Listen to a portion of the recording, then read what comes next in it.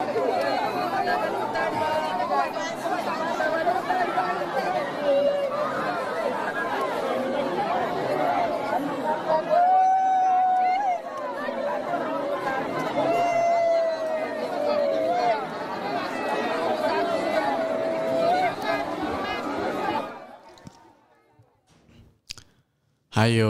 ni katika wadi ya Gesima, Nyamira County Constituency ya Kitutu Masaba.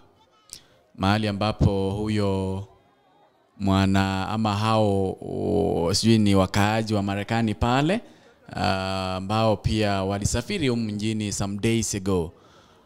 They were killed in cold blood. Ukiangalia pale watu wanahuzunika zaidi kuhusu kisa hicho. Ningesoma taarifa vile ambavyo ilivyo maeneo hayo katika wadi hiyo ya Gesima, msikilizaji na mtazamaji. Ni jambo ambalo wakaazi wa eneo hilo waliamkia usiku wa kuamka jana, liliwashtua zaidi. Wanasema kwamba a man killed alongside his wife. The two were badly tortured, snapped severally few days after coming from America. The late Mzee Edward Morema was to return back to America on 4th next month.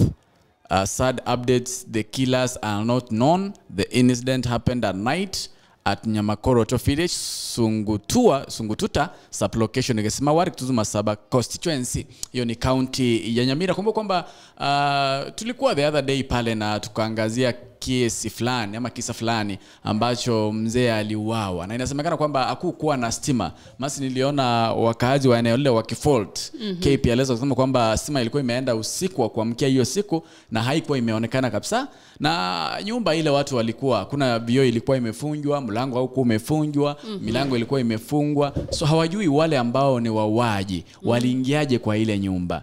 But nadhani kwamba ni kama wale watu walikuwa wameingia pale awali wakajificha pale kwa nyumba wakawangoja wale waingie, kwa sababu wanasema kwamba hakuna dirisha ilikuwa imefunjwa, hakuna mlango ulikuwa umefunjwa, but the killers were in the house. Ni kama walikuwa wameingia pale awali. Ni jambo la kusikitisha zaidi, mtazamaji na msikilizaji, huku polisi wakianzisha uchunguzi kuhusiana na kitendo kile ambacho kwa kweli wawili ambao walikuwa ni watu ambao wanaheshimika katika jamii waliuawa pale Nyamira. Na masi kumbuka kwamba eneo hilo la Nyamakoroto nilikuwa nimetaja pale awali kwamba si mara ya kwanza. Tulikuwa pale tukafanya kisa moja ambapo mzee wa miaka 60 na kitu alikuwa ameuawa pia in cold blood, mwili wake ukatupwa ndani ya machani chai pale Nyamakoroto. Lizia kesi hiyo, lakini bado inaendelea. Bado kesi hiyo inaendelea. Tena hii ni kesi nyingine, but tutafika pale tufanye uchunguzi ili tupashe yule msikilizaji na mtazamaji kwamba how it happened. Kulikuwaje ile nyumba, wale ambao walikuwa wametoka Marekani, the late Morema, walikuwa wamezungumza na wazazi wake, walikuwa wamezungumza sana ama hana brother zake wako pale. Wakati waliingia nyumba ilikuwa imefungwa, unajua labda walitoka wakaacha nyumba ikiwa open. So lazima pia tutafika pale tufanye uchunguzi ili tukwambie zaidi na tumpashe msikilizaji na mtazamaji yale ambayo what conspired. Mtazamaji na msikilizaji, kutoka kwenye swala hilo, aliyekuwa jaji mkuu kati ya mwaka 2011 na 2016 Willy Mutunga sasa ameteuliwa kuwa mwenyekiti wa chama cha Muhuri ama tume ya Muhuri ambayo ni Muslims for Human Rights. Anachukua nafasi ile kutoka kwa Khalifa ambaye amehudumu pale kwa muda mrefu, na kutokana na taarifa kutoka kwa shirika lile la Muhuri unasema kwamba Mutunga analeta ufahamu zaidi, ujuzi zaidi kuhusiana na haki za kibinadamu na vile vile ujuzi wa kisheria, na atasaidia sana shirika la Muhuri Afrika kuhakikisha kwamba linatimiza malengo yao. Wanasema kwamba vile vile katika ule utendakazi wake ambao ulionekana pale awali, alikuwa na rekodi nzuri ya kulinda sheria, ya kuhakikisha kwamba anatetea haki za kibinadamu na mambo mengine ambayo ni ya kisheria. Kumbuka kwamba mashirika ya Waislamu pia jana walizungumza kuhusu maandamano ambayo yamepangwa kwa Monday na Thursday, kwamba mwezi mtukufu wa Ramadhani unakaribia. Utaanza wiki ijayo, niangalie kidogo. Kwamba itaanza Ramadhani expect to begin on Wednesday. By the way, inaanza leo. Anasema kwamba Ramadhani itaanza leo tarehe 22 na itakwenda for a month. Hivyo wanasema kwamba yale maandamano ambayo yalikuwa yamepangwa na Raila Odinga yanafaa kuangaliwa vizuri. Wale viongozi wafanye mazungumzo ili yasije yakaathiri mwezi mtukufu wa Ramadhan katika Waislamu, kumbuka kwamba huu ndio mwezi ambao wanaomba wanafanya mambo mengi. Hivyo wanaomba kwamba wale ambao wamepanga kufanywa kwa maandamano, wale ambao ni sponsors na wale ambao wanasimamia maandamano, waangalie na waheshimu mwezi huu wa Ramadhani.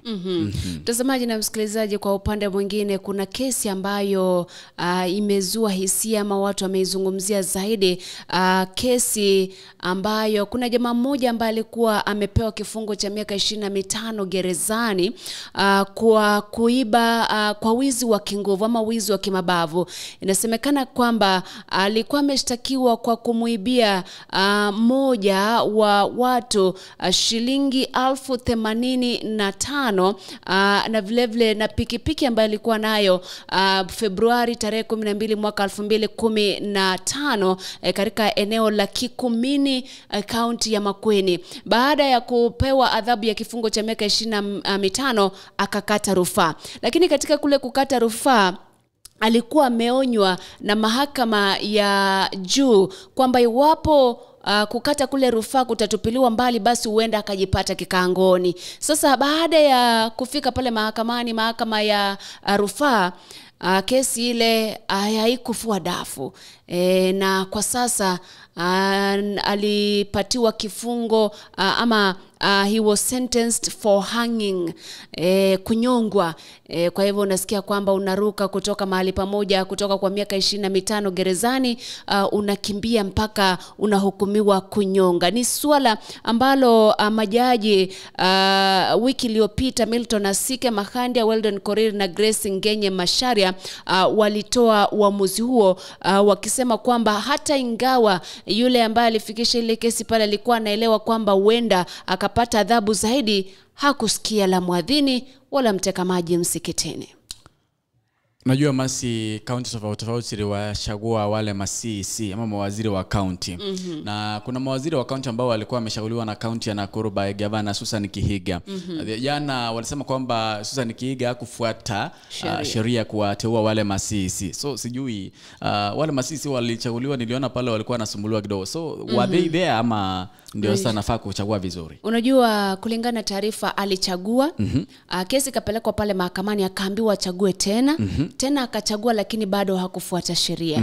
Kwa hivyo katika ile kesi alipatikana na kosa la kutofuata sheria katika ule uteuzi mara 2. Na sentencing by the way itafanyika wiki mwezi ujao. Kwa hivyo tutakuwa tunangoja tuone atapewa kifungo cha miezi mingapi, miaka mingapi, ama atatoa bondi ama atatoa faini kulingana na mahakama ya Nakuru. Wanasema katika county ya Kajiado, the Kajiado County Assembly on Tuesday ousted the County Executive Committee member for Education Jeremiah Orenjaro. Some 21 MCA voted for the removal of Ole Njaro against 20. The MCAs adopted a resolution by the Select Committee led by K. Konyokie, Ward Representative Amos Sholoi, to remove the CEC on grounds of gross violation, misappropriation of public funds, and irregular distribution of bursaries. Njaro was also accused of appointing a ward administrator contrary to the law. Per the County Government Act, the Speaker should therefore promptly deliver the resolution of the governor to dismiss the minister. Nasema kwamba katika county ya Nakuru masikuwa yanajua kwamba mawaziri ama wakilishi wa ward ama MCAs wanaweza mtoa waziri wa county. Nadhani kwamba ni labda governor mtoe.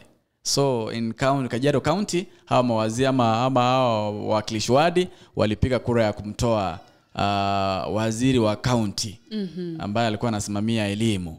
Sema kwamba hajui kutekeleza majukumu yake. Hapo ni katika county ya Kajiado. Jana bunge la taifa la Uganda lipitisha sheria ya kuharamisha ama lipitisha mswada wa kuharamisha wapenzi ama mapenzi ya jinsia moja.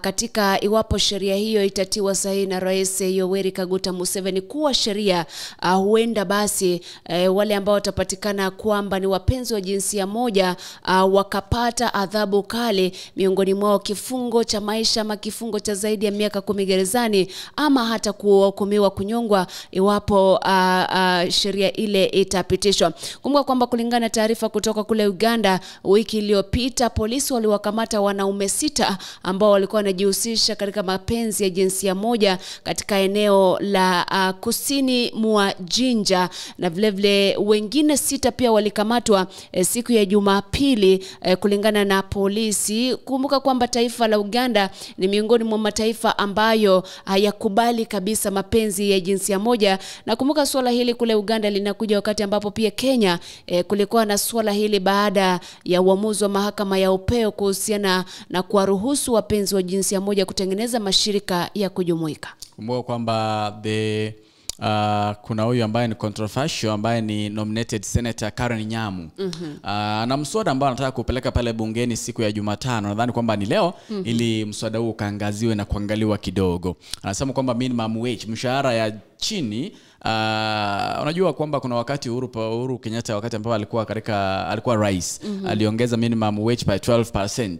Mshahara ya Mkenya yule ambaye ameajiriwa kula mshahara kidogo kabisa ilikuwa mshahara wa 15,120. Hivyo Karen Nyamu anataka mshahara huo uongezwe kutoka kwa 15,120 to 22,680. Anasema kwamba maisha ni magumu, uchumi uko juu zaidi. Mkenya wa kawaida yule ambaye ameajiriwa, fedha ambazo anafaa kulipwa za chini kabisa ni shilingi 22,680. Sasa sikia, baada ya maandamano kufanyika maeneo tofauti hapa nchini, shirika ambalo linaangalia ama linatathmini utendakazi wa polisi nasema kwamba idara ya polisi ilifanya kazi kulingana na sheria katika yale maandamano, kisema kwamba kazi yao ni kuhakikisha kwamba kuna amani, kuna law and order, na kwamba walifanya yale ndani ya sheria ambazo zimewekwa katika yale maandamano ambayo yalikuwa yanafanywa na Azimio la Umoja wa Kenya na wandani wake. Wanasema kwamba bado wanaendelea na uchunguzi kuhusiana na kesi 2. Kesi moja mahala ambapo polisi alimpiga risasi mwanafunzi wa chuo kikuu katika kaunti ya Kisumu na kumuua, na kisa ama visa vingine ambapo polisi waliumia katika maeneo tofauti wakati ambapo maandamano yalikuwa yanaendelea. Sasa masi wanasema kwamba wanasemaje yule msemo, wanasema kwamba ukiyaona Musa Firauni, wanasemaje yule msemo? Kistajabu ya Musa utaona ya Firauni. Utaona ya Firauni.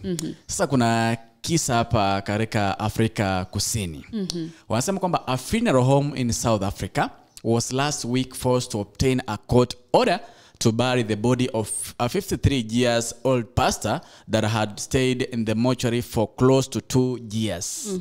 Pastor Siva Mule is said to have died on August 14th, 2021, but his body remained preserved at the funeral home in Johannesburg as his family believed he would be resurrected. The late Mudley, who founded the Miracle Center, was laid to rest at West Park Cemetery in the presence of his siblings and extended family, even though his wife and 2 children were not present. Nasema kwamba walikuwa wanangoja afufuke. Alikufa 2021, amekaa pale morgue wanaipreserve vizuri wakingoja kwamba atafufuka. Jana walilazimika kuchukua pariobamit na wakazike ule mwili. So even the wife and the children were not there because they were sure that mzee wao ambaye ni mhubiri atafufuka. Anyway, hayo ni makubwa jamani, ni malimwengu.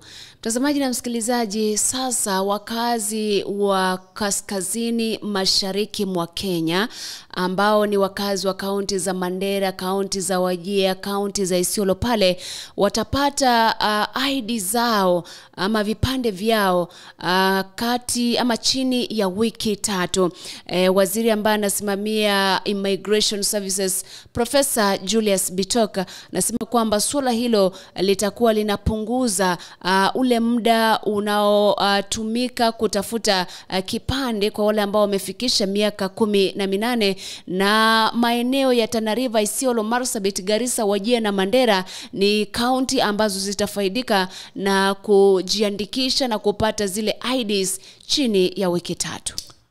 Masi, nikimalizia ningependa niangalie jinsi ambavyo hali ya siasa iko pale Nigeria. Wanasema kwamba Nigeria's opposition presidential candidate Peter Obi, who came the third. Sijui bado ndio opposition. Najua kwamba opposition ni yule ambaye anakuja anakuwa wa pili. Sasa unajua ni kama uliulize Wajakoya anafanya nini kwa maandamano ya nisome, nataka kusoma vile ambavyo imeandikwa. Nigeria's opposition presidential candidate Peter Obi, who came third in last month's election, has filed a formal petition in court seeking to overturn the ballot won by the ruling party candidates. So number 3 anapinga number 1. The petition dated Monday is likely the first stage in the long legal battle over the February 25th election, as has happened with past presidential races in Africa's most populous nation. The Labour Party's OP was surprised that candidates who appealed to younger voters allowed him to challenge the dominancy of the ruling All Progressive Congress APC and the main opposition People's Democratic Party BDB. Wanasema kwamba wanataka kuenda pale koti ili waone overturn ule uchaguzi ambao ulifanyika tarehe 25 Februari mwaka huu. Tutangoja tuone vile ambavyo koti ya pale Nigeria itaamua. Hadi wakati mwingine, Masi, mimi naona nikiondoka. Tukutane wakati wa Seria Obotaka Biashara Wednesday. Mtazamaji na msikilizaji, lakini kabla hujaondoka, kuna video fulani ambayo ilikuwa imechapishwa na mbunge wa Embakasi East Babu Owino, ikionyesha jamaa mmoja akipigwa na kuuawa, akisema kwamba ni eneo moja hapa nchini Kenya ambapo jamaa aliuawa wakati wa maandamano. Kama ulitazama taarifa, kuna taarifa hiyo ni ya uongo, ama video hiyo ni ya uongo. Video ile, kulingana na wale ambao wamefanya research, anasema kwamba ni video ambayo ilitokea wakati ambapo makundi mawili yalipigana katika taifa la Democratic Republic of Congo baada ya mchezo ambao walikuwa wanashuhudia pale, mtazamaji na msikilizaji. Na kumalizia ni kwamba serikali ya Rais William Ruto imebadilisha sheria ya kwamba wanafunzi ambao wanasomea kozi tofauti katika vyuo vya ufundi watatahiniwa na vyuo vyenyewe, na si kama ilivyokuwa pale awali kwamba walikuwa wanatahiniwa na NEC. Mtazamaji na msikilizaji, ni hayo tu kwa sasa. Endelea kutufuatilia kote. Naitwa Masionti.